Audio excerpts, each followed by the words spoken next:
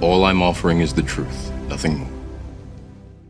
In every study of success and self-confidence, in every situation where a person enjoys high levels of self-esteem, self-respect, and personal pride, we find that they all have one thing in common. And that one thing is that each high-achieving man or woman is in the right place at the right time, doing exactly the work that he or she is uniquely qualified to do. Not only are these people the happiest and highest performing men and women in our society, but you personally will never be truly happy and truly satisfied until you take your rightful place among them. As Emerson said, "The power which resides in man is new in nature, and none but he knows what that is which he can do, nor does he know until he has tried." Thomas Edison said, "If we all did the things we are capable of doing, we would literally astound ourselves." Within you right now is the power to do things you never dreamed possible, and this power becomes available to you just as soon as you can change your beliefs. Your limits are determined solely by your own beliefs and by your own confidence in what you think is possible for you. Studies conducted on thousands of men and women who have moved from ordinary to extraordinary performance, and who have moved from feelings of inadequacy to feeling great about themselves, show that there is a direct cause-effect relationship between competence and mastery on the one hand and self-confidence on the other. Peak experience is a form of natural high that causes you to feel absolutely terrific about yourself and gives you a wonderful overall feeling of well-being and happiness. And the causes of this effect are now well known. To attain this wonderful, healthy feeling of optimal performance, you need clear goals, challenging standards, regular feedback, total concentration, step-by-step success, and a feeling that you are expanding your capabilities to a new, higher level. When you have created a situation where you experience all of these, you feel that you are getting progressively better and better at something you are ideally suited to do, and that while you are still working within the range of your capabilities, you are stretching yourself at every moment. When you are caught up in this kind of experience, you often lose track of time. You become unaware of hunger, thirst, or fatigue. You feel calm and clear-headed and euphoric. Tests show that when you are in this state of flow, your brain releases endorphins, nature's happy drug, which causes you to feel happy and energized. Often when you are in this state, the rest of the world seems to slow down. You seem to function with extraordinary clarity. You seem capable of accomplishing great quantities of work in a shorter period of time, with great accuracy and few mistakes. Men and women who achieve extraordinary things in life are merely ordinary men and women who have learned how to put themselves into flow and to function at peak performance more often than the average person. And what someone else has done, you can do as well. One of the greatest joys of human existence is to find your true place, the job or occupation that is ideally meant for you, and then to throw your whole heart into doing it and doing it well. The most fortunate people in our society are those who are so totally absorbed in their work that they don't know where their work ends and their play begins. If they could, many of them would do what they love for free, and many do. If they won $10 million in the lottery, this is what they would consciously choose to do for the rest of their lives, or until the money ran out. Spiritual teacher Emmett Fox referred to this as your heart's desire. He said that you are here on earth to do something special, something that perhaps only you can do, and that you will never be truly fulfilled until you find it and completely commit yourself to it. And the remarkable thing, said Fox, is that you almost always have an idea of what it is. You only need to listen to yourself and then trust the guidance you receive. The history of the human race is written in the life stories of men and women who followed their heart's desires and did what they were uniquely qualified to do and did it with all their heart. And no matter what your situation is, this possibility lies open to you right now. Your development of competence and mastery, and the self-confidence that goes with it, actually begin with self-analysis and self-awareness. Socrates said that the beginning of all wisdom and understanding is contained in the words, "Man, know thyself." And in analyzing yourself to determine what it is that would be ideal for you to do, there are 6 approaches you can use. First, ask yourself these questions. 1. What talents, skills, and abilities do you have that seem to be natural to you? 2. What have you been able to do easily and well in the past that seems to be difficult for other people? 3. What subjects in school and what parts of your work have you naturally gravitated toward? 4. What did you most enjoy doing between the ages of 7 and 14? Ask your mother. This is often a predictor of what you should be doing as an adult. 5. What parts of your work do you love to do and seem to do well? And 6. What work or activities give you a natural high? They give you energy, fill you with enthusiasm, and you lose track of time when you are doing them.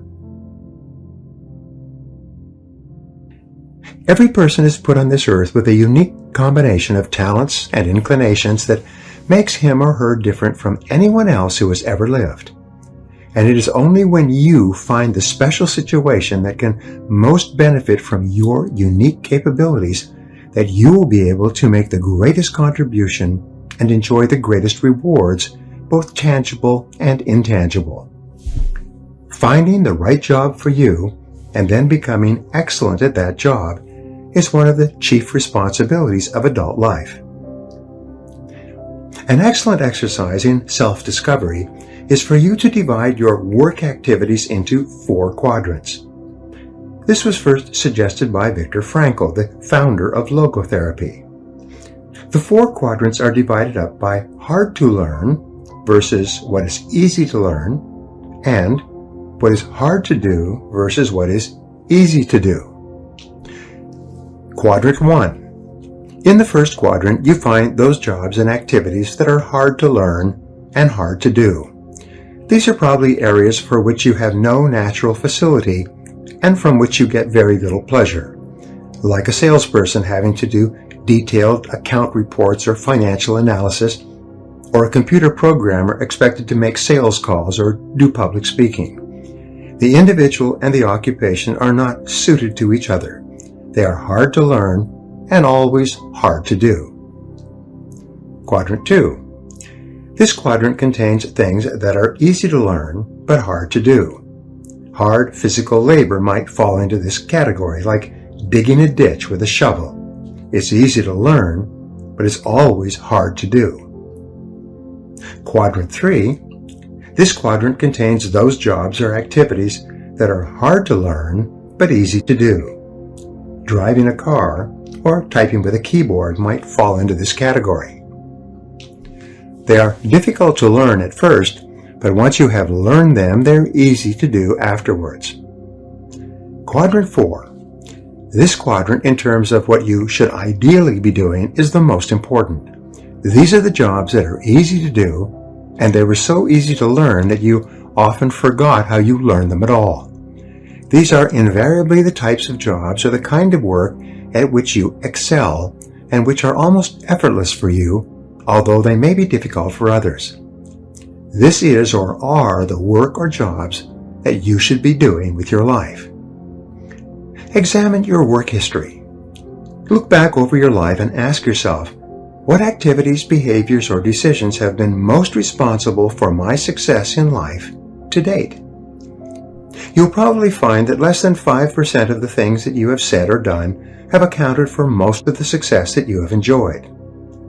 You may find that it was your unique ability to solve a particular kind of problem or to take advantage of a particular type of opportunity. You may find that your special talent was an interpersonal skill, that enabled you to influence and persuade other people at a particular time and place. You may find, upon analysis, that it was an ability to take charge and accept responsibility for accomplishing a particular goal. Whatever has been responsible for your successes in life to date may be a good indication of what you should be doing in the future.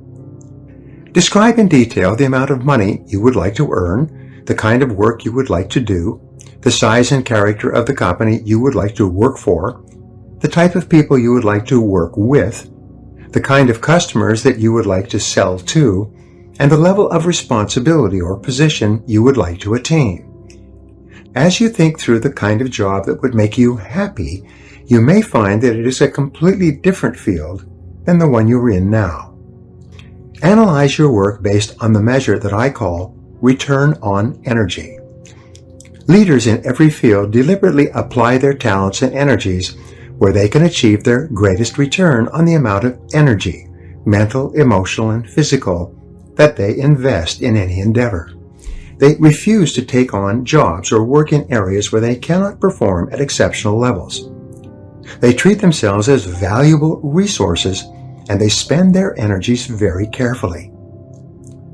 One of the questions that you might continually ask yourself is this: is this the best possible use of my time and energy? Is what you are doing right now the most valuable thing that you could be doing, given your particular combination of talents and abilities?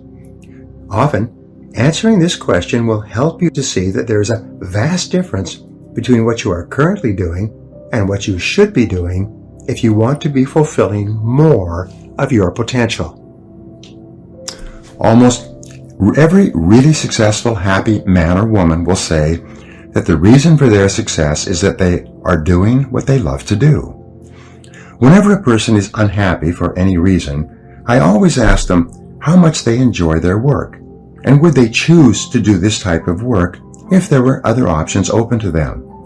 Invariably, when someone is generally unhappy with their life, especially a man, they are dissatisfied with their work for some reason. Unfortunately, there's an old myth in our society that suggests that work is a penalty you pay during the day so that you can get your enjoyment from other things in the evenings and on the weekends. Many people view work as a punishment, but something that is unavoidable. They try to do it as well as they need to so they don't get fired, but they never really think about whether they enjoy it or not. However, this attitude is not for you. Your life is too precious and valuable to spend it doing something you don't enjoy. Every minute of it should be spent doing things that you love and care about and which make you happy. The wonderful thing is that the highest paid people in America and worldwide are often working at jobs that they enjoy so much that they hate to go home at night. And the lowest paid people are invariably found at jobs they dislike, where they are just going through the motions. Here are two simple tests to determine whether or not you are in the right job for you. Number 1, would you continue to work at that job if you won $1 million in the lottery tomorrow? If the first thing that you would do would be to quit your job if you had enough money, then this simply means that you are in the wrong position for you. Number 2, use what I call the clock test. People who are in the wrong job watch the clock all the time. They are very aware of what time they start and what time they quit. People who are in the right job are seldom aware of the clock, except to know how little time they have left to do the work they really enjoy. However you measure it, choosing the right work for you is central to you enjoying high feelings of self-esteem and self-confidence, not only in your work, but in every other part of your life. Once you have chosen your ideal job or occupation for this stage of your career, your biggest responsibility is to make the decision to become very good and then to become excellent at what you do. Men and women who are good at what they do and who know that they are good at what they do are very different from those who are only average. They walk and talk and dress and behave differently. They have an attitude of assurance and certainty about themselves, which causes them to stand out in any group. They have a deep down sense of self-worth and self-confidence that is evident to everyone around them. This brings us to a very important mental principle called the law of accumulation. The application of this law is a fundamental reason for success in every field, including yours. This law says that every great life or great career is an accumulation of hundreds and perhaps thousands of efforts that nobody ever sees or appreciates. Great success is the result of countless hours, maybe even months and years of preparation and hard work toward the goal of becoming very good at what you are doing. This law of accumulation says that life is very much like a balance sheet, with both credits and debits. Every time you do something positive to enhance your abilities and to improve your life, you get a credit on the credit side of your ledger. Every time you waste your time or neglect to take advantage of an opportunity to learn and grow, you get a debit on the debit side of your ledger. Here's the key. Everything counts. Everything that you do or fail to do is written down and totaled up on your balance sheet. Everything that you do or fail to do counts in some way. Nothing is neutral. Everything is either moving you toward a better life or moving you away from it. Everything counts. A successful, happy, self-confident person is an individual who has consciously and deliberately built up a lot of credits on his or her balance sheet. An unhappy, negative, or insecure person is a person who has a lot of debits on his or her balance sheet. And since the only things that count are your actions, it seems that every positive and constructive action you engage in adds up and increases your levels of self-confidence and self-esteem. Perhaps the most important corollary of the law of accumulation is what is called the law of incremental improvement. This is really the law that explains how you move from wherever you are to the top of your field. This is the law that explains all great success in America or anywhere else in the world. This law simply states that a person becomes good at his or her chosen field by improving incrementally, continuously, over a long period of time. My friend Darren Hardy has written a book entitled The Compound Effect, in which he explains how it is that everything positive you do in your life compounds and multiplies, growing with force and power over the months and years. As Einstein said, compounding is the most powerful force in the universe. In a study on the subject of mastery, reported on in the magazine Psychology Today some years ago, the researchers concluded that mastery consisted of the ability to recognize a great variety of patterns in a given situation based on what they called a high level of integrative complexity. Integrative complexity is defined as the ability to recognize patterns in a situation and to accurately predict what is likely to happen and the best action to take based on previous experiences with similar situations. For example, a salesperson would achieve a high level of confidence and capability in a sales situation by having both studied his or her profession and by having been in countless previous sales situations. He or she would have developed the ability to integrate his knowledge and experience and to recognize a particular pattern in the sales situation based on previous sales situations that were similar to this one. An excellent business person is one who has developed this same capability of recognizing a pattern when it occurs again, drawing upon previous experiences, and is therefore able to respond effectively and do and say the right things to complete the business transaction successfully or make the correct investment decision. It takes several thousand hours of research and practice to achieve and perform at exceptional levels in any complex field or any difficult occupation or profession. Although there are prodigies, people who succeed in a short period of time, these are very rare. Malcolm Gladwell, in his best-selling book Outliers, quotes the extensive research that shows that it takes several years on average for a person to become excellent in his or her chosen field. According to Gladwell, mastery in any field requires 10,000 hours or 7 years of hard work or both.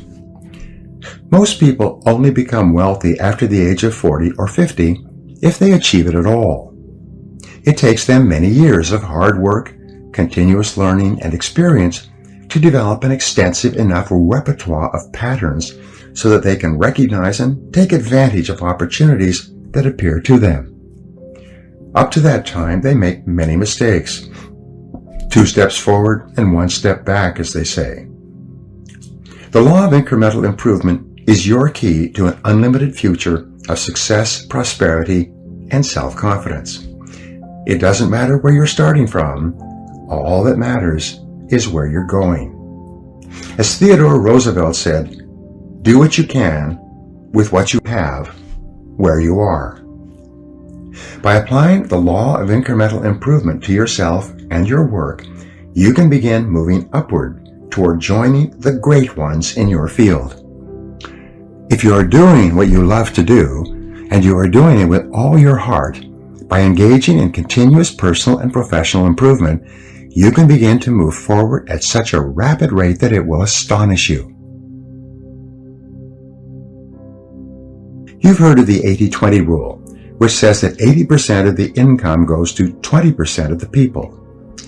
Your goal, if you are not already there, should be to join the top 20% in your field. If you're in the top 20% already, your job is to get into the top 10%, and then the top 5%, and then the top 4%, and so on. Your goal should be to be the best. Your goal is to be recognized by those around you as outstanding in your field. Your goal must be to pay any price, overcome any obstacle, and make any effort necessary to become excellent in your chosen career. There is one small problem that you need to deal with before you become one of the best in your field. Many of us never even think about becoming excellent at our work. It never even occurs to us that we have the ability to learn anything we need to learn to be able to do an outstanding job at anything we put our minds to. The fact is that, generally speaking, you have the capability to excel at anything that is really important to you. If anyone else has achieved a high level of competence in your field, then so can you. All you have to do is do the same things over and over until sooner or later you get the same results that they have. This is the law of cause and effect in action. When you practice this law in conjunction with the law of incremental improvement, you can move from wherever you are to wherever you want to be.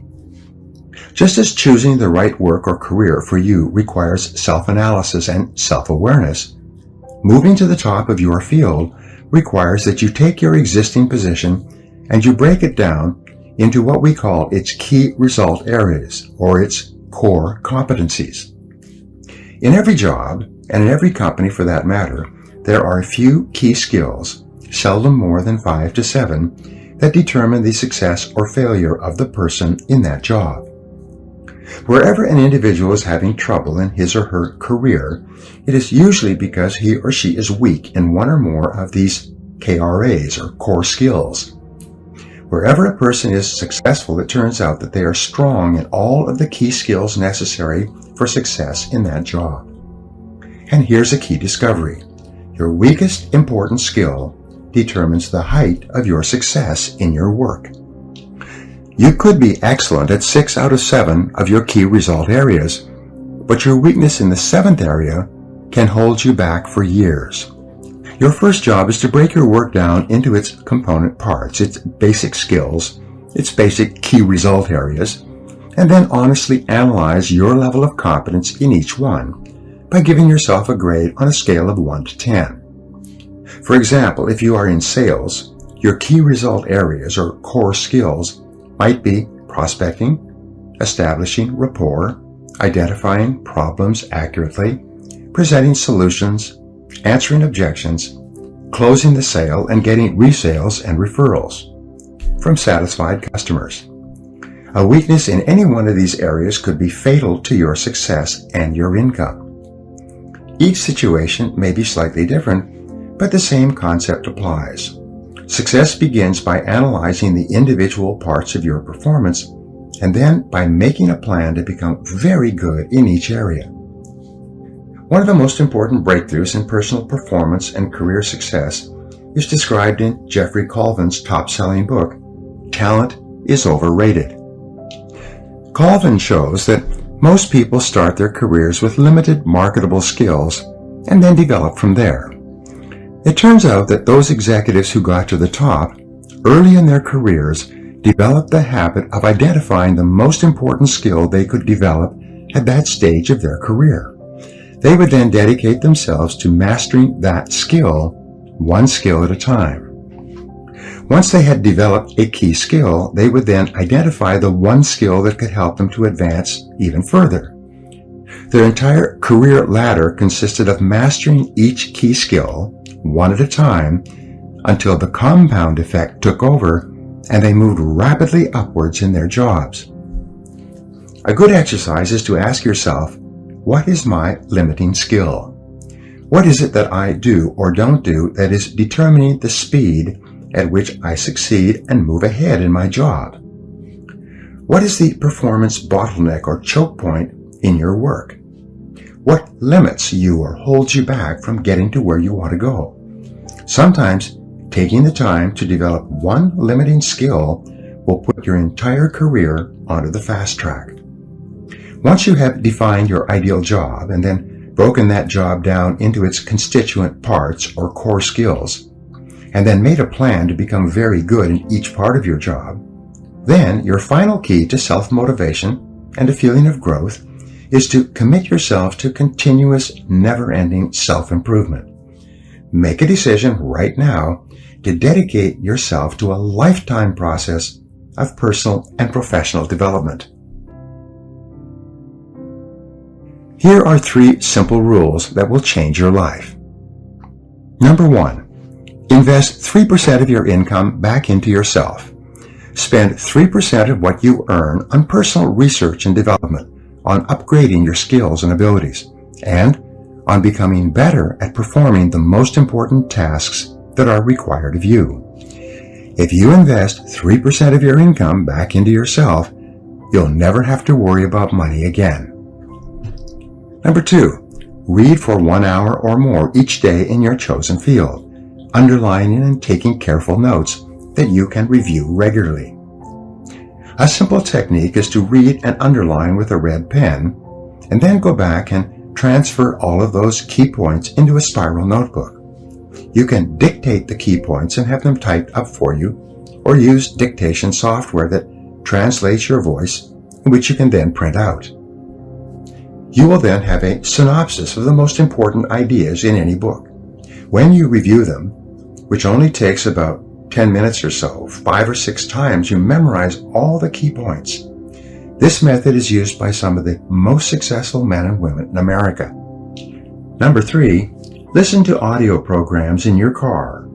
Turn your automobile into a mobile classroom, a university on wheels. Never drive your car without your educational audio programs playing. According to the American Automobile Association, the average driver spends between 500 and 1,000 hours each year in their car.